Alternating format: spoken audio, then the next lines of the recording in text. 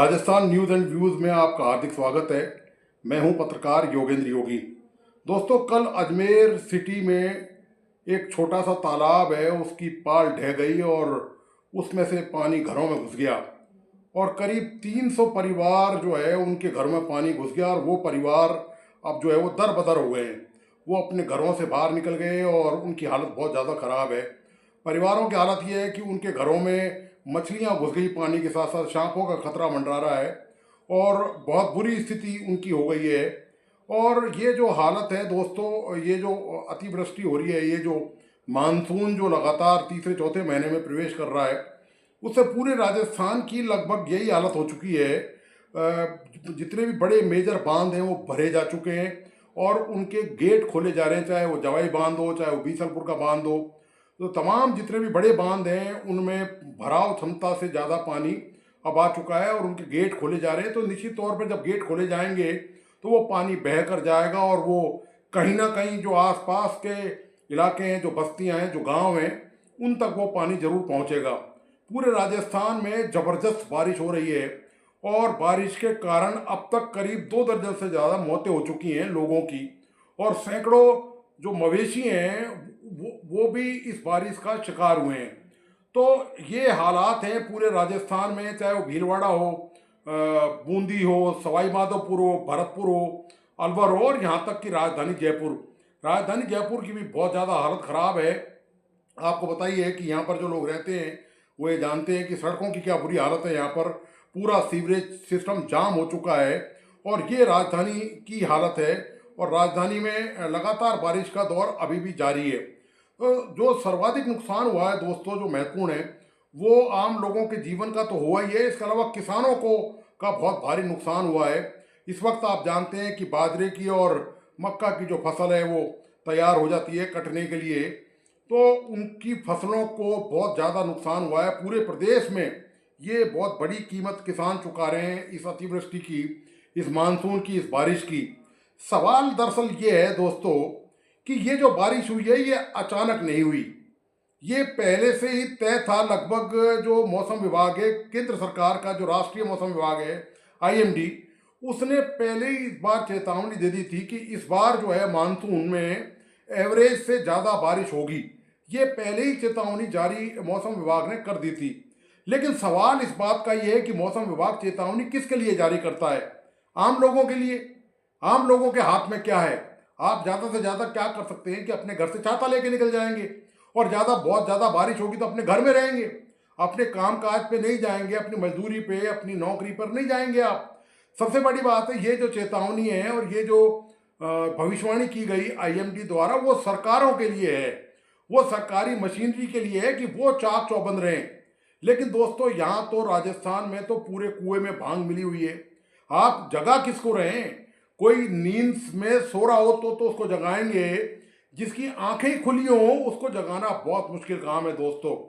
पिछली सरकार में भी दोस्तों यही हालत थी, कोई अंतर नहीं आया और मौजूदा भारतीय जनता पार्टी की भजनलाल की जो सरकार है राजस्थान में, उसका भी वही तौर तरीका है, वही दोस्तों ढाक के तीन पात हैं, वही डर रहा है, वही सरकारी तंत्र है। आप बताइए, आप खुद सोचिए इस बात को कि मौसम विभाग ने जब चेतावनी दे दी तो सवाल इस बात का यह है कि सरकार ने क्या तैयारी करी? क्या सरकार ने अपने स्तर पर इसकी कोई तैयारी करी?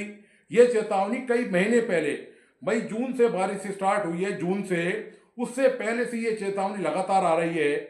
उसके बावजूद भी आप देखिए कि सरकार ने जिलों के जो प्रशासन है, जिला कलेक्टर हो, चाहे वहाँ पर एसपी हो, चाहे डिविजनल कमिश्नर हो, चाहे वह नगर पालिका, नगर परिषद और नगर निगम के अधिकारी हों, सीओ हों, उनके किसी ने कोई इंतजाम नहीं किया बरसात से निपटने के लिए कि यदि बरसात में जाम की स्थिति लग जाए और बरसात के कारण जो सीवरेज का जो पानी है, नालियों का जो पानी है, वो वहाँ पर कचरे के कारण बहकर बाहर नहीं जा पाए, नदियों तक, नालों तक नहीं जा पाए, वो पूरे शहर में, कस्बों और गाँवों में भरा रहेगा। तो उससे निपटने के लिए उन्होंने क्या इंतजाम किया? सबसे बड़ा सवाल तो यही है दोस्तों। बरसात की चेतावनी के बावजूद भी जिला स्तर पर जिला कलेक्टरों ने और एसपी और जो तमाम जो दूसरे अदारे हैं, जो प्रशासनिक अधिकारी हैं, उन्होंने दोस्तों कुछ नहीं किया। सबसे बड़ी बात ये यदि ये पहले इंतजाम इन बात, और ये कोई नई बात नहीं है दोस्तों, बारिश की ये जो हालात है ये पूर्व में भी कई सालों में होती रही है। ये कोई ऐसा नहीं है कि अचानक कोई ये चीज़ सामने आ गई हो जिससे प्रशासन और सरकार जो है वो निपटने में नाकाम रहे और उनके समझ में नहीं आ रहा कि इससे कैसे मुकाबला किया जाएगा, इससे कैसे निपटा जाएगा। पूर्व में भी कई साल पहले बारिश की के कारण राजस्थान के कई जिले में बाढ़ जैसे, अतिवृष्टि जैसे हालात हो चुके हैं। ये कोई नई बात नहीं है। मौसम विभाग की चेतावनी के बावजूद भी आप ये देखिए कि जिला प्रशासन पर, जो जितने भी जिले हैं उनके प्रशासन पर कोई अंतर ही नहीं पड़ा। आप ये देखिए कि शहरों के नालों की हालत देखिए, आप गलियों की हालत, नालियों की हालत देखिए। वो दोस्तों और तो दूर जाने की जरूरत नहीं है, आप तो राजधानी जयपुर की हालत देख लीजिए। ये आपको ये नमूना है, ये उदाहरण है। इस उदाहरण से आप अंदाजा लगा सकते हैं कि पूरे प्रदेश में जो सरकारी तंत्र का जो सिस्टम है वो दरअसल चल कैसे रहा है। सिस्टम ऐसे चल रहा है कि यहाँ पर पहली बात तो नालों की सफाई हुई ही नहीं है। जो हुई है वो नाम मात्र की हुई है। शहर के जितने भी राजधानी के प्रमुख नाले हैं वो जाम पड़े हुए हैं। यही कारण है कि उनकी जो सीवरेज लाइन है उनका कुछ अता पता नहीं है, और वो नालों के आसपास से निकल रही हैं, बहुत पुरानी हो चुकी हैं, सड़ चुकी हैं, गल चुकी हैं। तो नगर निगम ने दरअसल प्रयास किया इस मुद्दे को लेकर, वो नाम मात्र का प्रयास किया, और ये हर बार होता है, ये पहली बार नहीं हो रहा। मानसून के ठीक आने से पहले, कुछ दिनों पहले ही इनकी नींद खुलती है, और ये जब सो के जागते हैं तब वो नाम मात्र की सफाई उन नालों की, और जो जो भी ब्लॉकेज नालियों में, नालों में है, उनमें से ये कचरा हटाते हैं। आधा अधूरा कचरा हटाते हैं, आधा सड़कों पे फैला देते हैं। फिर वो पानी के साथ बरसात के वापस उसमें कचरा जो है वो वापस नालों में चला जाता है। ये सब जानते हैं इस बात को, ये कोई नई बात नहीं है। तो इनकी नींद दोस्तों कभी नहीं खुलती, ये कुंभकर्ण की नींद है। आप कितने ढोल बजाओ, ड्रम बजाओ, और ये सालों साल से सिलसिला चला रहा है। ये जो सफाई का काम है दरअसल ये साल भर चलना चाहिए था। पूरे प्रदेश में जितने भी शहर, कस्बे और गांव हैं, उनके जो नाले और नालियां हैं वो बिल्कुल दुरुस्त चुस्त होने चाहिए थे। उनमें साफ सफाई का पूरा इंतजाम होना चाहिए था। लेकिन दोस्तों किसी ने भी ध्यान इस बात पर नहीं दिया कि बारिश आएगी तो बारिश के कारण ये समस्या शहर की हालत को खराब कर देगी, शहर में जगह जगह जल भराव की नौबत आ जाएगी। किसी ने कोई चिंता नहीं करी। इसके लिए जिम्मेदार जो है वो सरकार तो पूरी है ही है, असली जिम्मेदार जिलों के कलेक्टर हैं इस मामले में। कोई फर्क नहीं पड़ता, लेकिन दोस्तों हो जिम्मेदार। जिम्मेदारी किस चिड़िया का नाम है, कोई लेना देना नहीं किसी को। आप बताइए, इतनी बड़ी जो है आपदा आई हुई है पूरे प्रदेश में, 5 साल, कम से कम 1 दर्जन जिले इससे प्रभावित हैं, और 4-5 जिलों की तो बहुत बुरी हालत हो चुकी है। उसके बावजूद भी सरकार ने एक भी अफसर की जिम्मेदारी तय नहीं करी कि मिस्टर आपने ये काम नहीं किया, आपने मानसून आने से पहले जो इंतजाम करने चाहिए थे वो प्रॉपर आपने इंतजाम नहीं किए, इसलिए आपकी या तो वेतन काटा जाता है या आपको कोई 17 सीसी 16 सीसी का नोटिस समाया जाता है कि आपने अपनी ड्यूटी को अंजाम पूरे तरीके से, ईमानदारी से नहीं दिया, तो क्यों ना आपकी वेतन काट लिया जाए। एक भी अधिकारी के खिलाफ ऐसी कोई कार्रवाई मुख्यमंत्री भजनलाल और उनकी सरकार के मंत्रियों ने नहीं की है। एक और बात बताऊं मैं आपको, हर जिले में राजस्थान की सरकार ने, राज्य की भाजपा सरकार ने प्रभारी सचिव लगा रखे हैं। ये प्रभारी सचिव दरअसल जो राजस्थान में सचिवालय में बैठते हैं, ये वो आईएएस अधिकारी हैं। उनकी भी कोई जिम्मेदारी नहीं है, सब जिम्मेदारी से फ्री हैं। जिला के जो प्रभारी सचिव हैं, जिम्मेदारी उनकी होनी चाहिए थी कि उन्होंने जिले की क्या देख रेख करी है, क्या उन्होंने लोगों की सुरक्षा का इंतजाम किया है। मानसून के दौरान यदि ऐसी स्थिति आती है कि ज़्यादा बारिश होने पर पानी की समस्या, जल भराव की स्थिति पैदा होती है, तो ये सचिव जो जितने बैठे हैं सचिवालय में, इन्होंने जिला में जो जिनको जिले का प्रभार सौंपा गया है, जिन जिन जिलों का प्रभार सौंपा है, उनमें क्या तैयारियां हैं मानसून से निपटने के लिए, इसका कोई लेना देना किसी भी अधिकारी से नहीं हुआ। ये दोस्तों सरकारी तंत्र की हालत है। ये ऐसे हैं मगरमच्छ हो चुके हैं कि ये दोस्तों हिलते डुलते ही नहीं है। आप कुछ भी कर लीजिए, सरकारों से इनके कोई फर्क नहीं पड़ता।